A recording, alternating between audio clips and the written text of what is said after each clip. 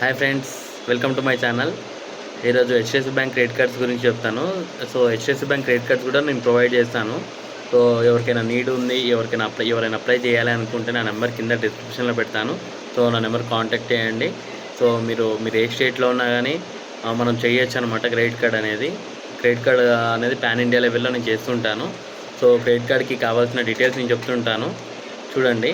In case ఆ details మీ దగ్గర ఉన్నాయంటే నన్ను కాంటాక్ట్ అవ్వండి. మీకు 5 to 10 వర్కింగ్ డేస్లో మీ కార్డ్ 100% నేను వచ్చేటట్టు చేస్తాను. హెచ్డిఎఫ్సి క్రెడిట్ కార్డ్స్ నేను ఎలిజిబిలిటీ క్రైటీరియా చెప్తుంటాను.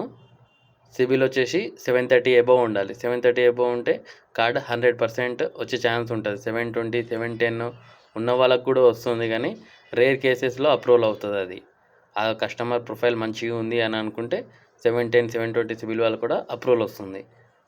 మినిమం అయితే నేను 730 అని పెట్టాను. సో మీ ప్రొఫైల్ మీకు మంచిగా ఉంది, మీకు తెలుస్తుంది కదా, నా ప్రొఫైల్ మంచిగా ఉంది, నేను లోన్స్ లేట్ పేమెంట్స్ ఏం కట్టలేదు, లేట్ పేమెంట్స్ చెక్ బౌన్స్లు ఏం లేదు అని మీకు అనిపిస్తుంది కదా. మీకు తెలిస్తే 710 సిబిల్, 720 సిబిల్ వాళ్ళకు కూడా అప్రూవల్ అవుతాయి కార్డ్స్. సో శాలరీడ్ ఎంప్లాయీస్కి అయితే 20,000 మినిమం ఉండాలి శాలరీ. అండ్ సెల్ఫ్ ఎంప్లాయీకి అయితే 30,000. ఎక్స్పెన్సెస్ అన్నీ తీసేసిన తర్వాత 30,000 కస్టమర్కి మిగిలితే కార్డు వచ్చేస్తుంది. ఈ శాలరీడ్ వాళ్ళకి 20,000 ఎందుకంటే ఏం అప్లికేషన్స్ అంటే లోన్స్ కానీ రన్నింగ్ ఈఎంఐస్ కానీ ఏం లేకపోతే 20,000 ఉండాలి శాలరీడ్ వాళ్ళకి. అదే రన్నింగ్ లోన్స్ ఏమైనా ఉంటే 35,000, 30 to 35,000 శాలరీ ఉంటేనే వస్తుంది కార్డు. రన్నింగ్ లోన్స్ ఈఎంఐస్ ఉంటే 20,000 శాలరీ వాళ్ళకి రాదు. అండ్ డాక్యుమెంట్స్ ఏం అవసరం లేదు దీనికి. డీటెయిల్స్ వచ్చేసి నేమ్ యాజ్ పర్ పాన్ కార్డులో మీ పేరు ఎట్లుంటుందో అట్లా కావాలి.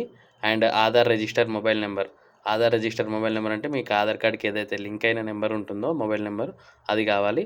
Pan number and date of birth, mail ID, current address with landmark అంటే హౌస్ నెంబర్తో సహా కావాలి. కొంతమంది ఏరియా ఇది ఒక్కటే ఇస్తారు, తెలీదు అంటారు. సో అట్లా ఇవ్వద్దు. నాకనే కాదు, మీకు ఎక్కడైతే అప్లై చేస్తారో వాళ్ళకి 100% కరెంట్ అడ్రస్ హౌస్ నెంబర్తో సహా ఇవ్వండి. ఏదైనా లోన్ అప్లై చేసినా కానీ, క్రెడిట్ కార్డ్ అప్లై చేసినా కానీ. And office name or business name. Office name అంటే మీరు వర్క్ చేసే కంపెనీ నేమ్, ఫుల్ నేమ్ ఉండాలి. ప్రైవేట్ లిమిటెడ్ అయితే ప్రైవేట్ లిమిటెడ్ అని పెట్టండి. ప్రైవేట్ లిమిటెడ్ ఉన్నా కానీ ప్రైవేట్ లిమిటెడ్ లేకుండా అట్లా ఉంచకండి, ఎందుకంటే వెరిఫికేషన్కి వెళ్ళినప్పుడు మీకే రిజెక్ట్ అవుతుంది. అండ్ సెల్ఫ్ ఎంప్లాయీ వాళ్ళకేమో business name. Office address with landmark same.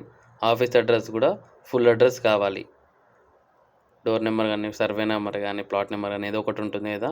And floor కూడా మెన్షన్ చేయండి విత్ ల్యాండ్మార్క్.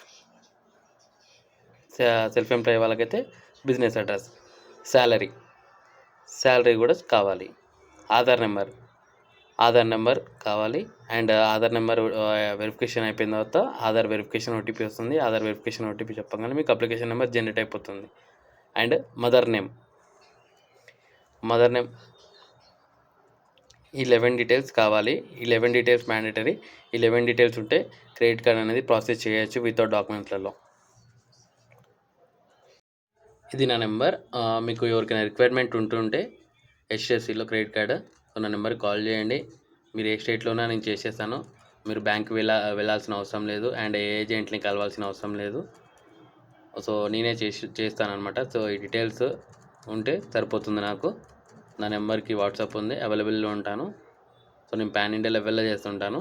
సో ఎవరికైనా రిక్వైర్మెంట్ ఉంటే నా నెంబర్కి కాల్ చేయండి, అండ్ డిస్క్రిప్షన్లో పెడుతుంటాను. Thank you. అండ్ సపోర్ట్ చేయండి కొంచెం. మీకు ఇలాంటి బ్యాంకింగ్ వీడియోస్ కానీ ఏమేమి మీకు తెలియనివి ఉంటే నేను చేసి వీడియోలతో మీకు తెలియజేస్తాను. Thank you so much.